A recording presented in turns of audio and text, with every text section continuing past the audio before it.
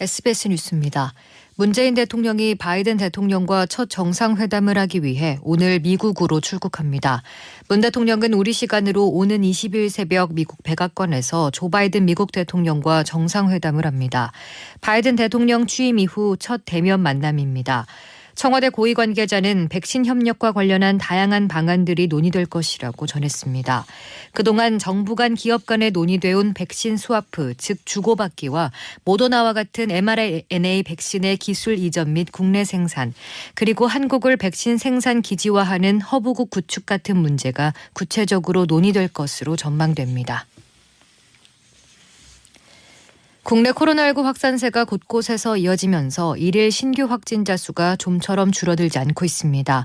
어제 0시부터 밤 9시까지 신규 확진자는 599명으로 집계됐습니다. 오늘 발표될 신규 확진자 수는 600명 중후반, 많게는 700명 안팎에 달할 것으로 예상됩니다. 최근 가족이나 지인 모임, 노래방, 학원, 마트, 유흥업소 등 일상 곳곳으로 감염의 불씨가 지속해서 번지고 있습니다.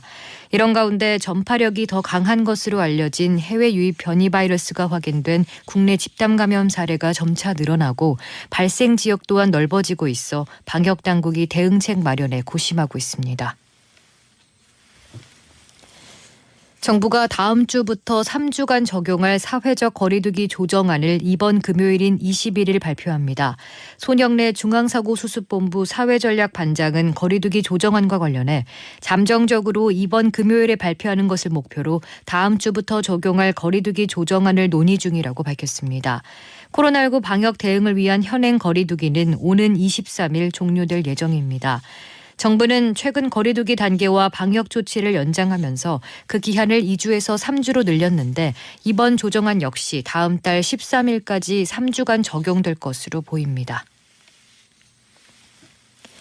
로셸 월렌스키 미 질병통제예방센터 CDC 국장은 현지 시간 18일 백악관 코로나19 대응팀 브리핑에서 18세 이상 미국인의 60%가 최소한 1회 코로나19 백신을 접종했다고 밝혔습니다.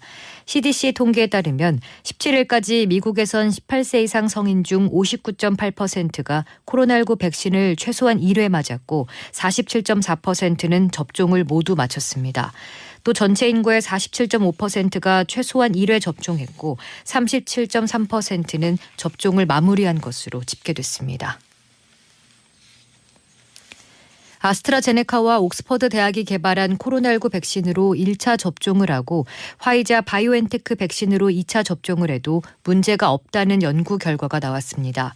오히려 아스트라제네카 백신으로 1, 2차 접종을 했을 때보다 아스트라제네카 백신을 맞고 화이자 백신으로 2차 접종을 했을 때 면역 효과가 높아진 것으로 나타났습니다. 스페인 국영 카를로스 3세 보건연구소는 아스트라제네카 백신을 접종한 18세에서 59세 670여 명을 대상으로 이같이 실험한 결과 매우 안전하다는 결론을 얻었다고 밝혔습니다. 이스라엘과 팔레스타인 간 무력 충돌이 9일째 이어지면서 휴전을 끌어내려는 미국과 유럽연합의 행보가 빨라지고 있습니다. 미국과 EU는 그동안 사실상 이스라엘의 방어권을 두둔해오다 국면을 선회해 양측 모두의 폭력 사태 종식을 촉구하면서 신속한 휴전과 평화협상 재개를 위한 여건 조성을 위해 나서고 있습니다. 오늘은 전국이 낮까지 대체로 맑다가 밤부터 차차 흐리겠습니다. 낮 최고 기온은 서울 27도, 대전과 광주 28도, 대구 29도 등 전국이 23도에서 29도로 어제보다 3, 4도가량 높아 한낮에는 조금 덥겠습니다. 오늘 전국의 미세먼지 농도는 좋음에서 보통 수준이 예상됩니다. 서울의 현재 기온은 10도, 습도는 90%입니다. 주시은입니다. 뉴스를 마칩니다. SBS